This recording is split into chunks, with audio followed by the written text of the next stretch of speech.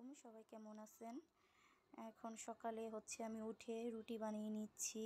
এখন 7:30 বাজে, ওর বাবা কাজে চলে যাবে।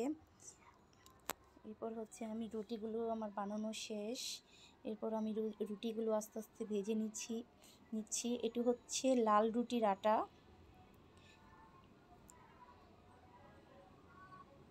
আমি রুটিগুলো সব ভেজে নিব আস্তে আস্তে করে।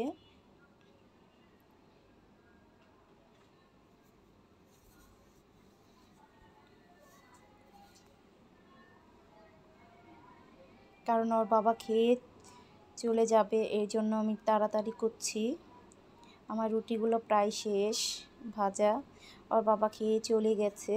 এরপর ছেলের জন্য আমি কিছু চিকেন কাঠের ভিতরে ভরে নিচ্ছি, কারণ আমাদের সকালে এইগুলা করে রাখলে, চিকেনগুলো করে রাখলে আমার অনেক সময়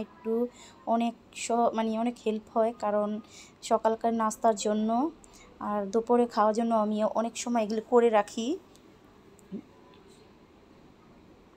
কারণ এটা আমি বাটার দিয়ে তৈরি করছি, কারণ একটু বাটার দিছি সাথে, যাতে বাটার দিলে একটু মুখের ভিতর গেলে একটু গ্রানটা একটু ভালোই আসে।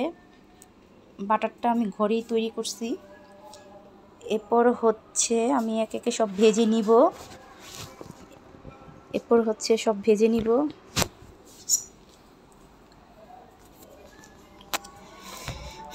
এই যে বাটারটা, কারণ আমি একটু ছোট কৌটার ভিতরে সবসময় একটু করে রেখে দেই।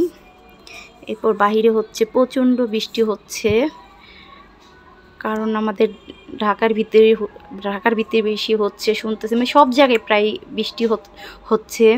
ছাদে যেয়ে দেখি আমার গাছগুলো সব পড়ে গেছে। এরপর আপাকে বললাম, আপা চলেন ছাদে গিয়ে গাছটি একটু দেখে আসি। যেয়ে দেখি গাছগুলো সবই পড়ে রইছে। এরপর বললাম, আপা একটু গাছগুলো বেঁধে দেন, কারণ বাহিরে অনেক বৃষ্টি আর বাতাস হচ্ছে। এরপর ছাদের থেকে এসে পড়লাম।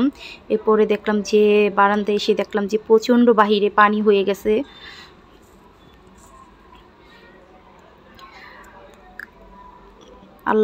আল্লাহর কাছে বলি, আল্লাহ তুমি সবাইকে হেদায়েত করো, এই ঝড় বৃষ্টিতে সবারই আল্লাহ সুস্থ ভালো রাখুক।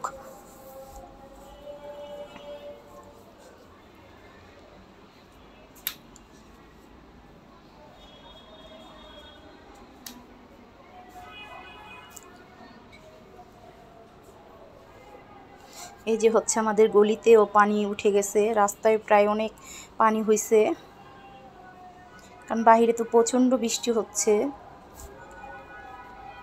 এটা প্রায় 12টার সময়। আর বিকালের সময় তো আরও আমাদের রুমের নিচতলা রুমে ঢোকার এক হাত হলেই ঢুকে যাবে পানি, এমন অবস্থা ছিল। কারণ আমি বিকালে ভিডিও করতে পারিনি। এরপর দুপুরে খালা খাবার দিয়ে গেছে, তাদের বাসায় মেহমান আসছিল, উনি আমাদের খাবার দিয়ে গেছে। বলছিল তুমি যেও, আমি যেতে পারি নাই, কারণ বাহিরে প্রচণ্ড বৃষ্টি ছিল, এই কারণে খালা এসে দিয়ে গেছে। এরপর বিকেল টাইম, ওর বাবা লিচু নিয়ে আসছে, আম নিয়ে আসছে, এগুলা ব্যাগের থেকে ভার করতেছি।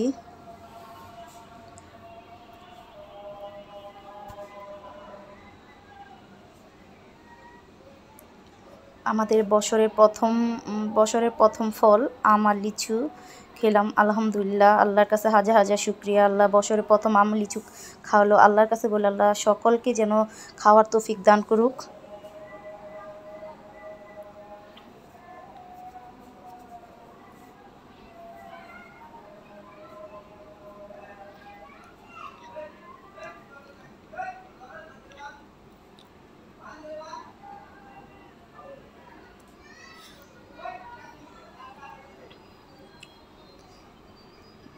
এরপর আমগুলো আমি ভিজিয়ে রাখছি, কারণ এখন আম মাত্র বের হচ্ছে, কারণ আমে ফরমালিন প্রচুরক্ত থাকে, কারণ আম ভিজিয়ে খাওয়া ভালো।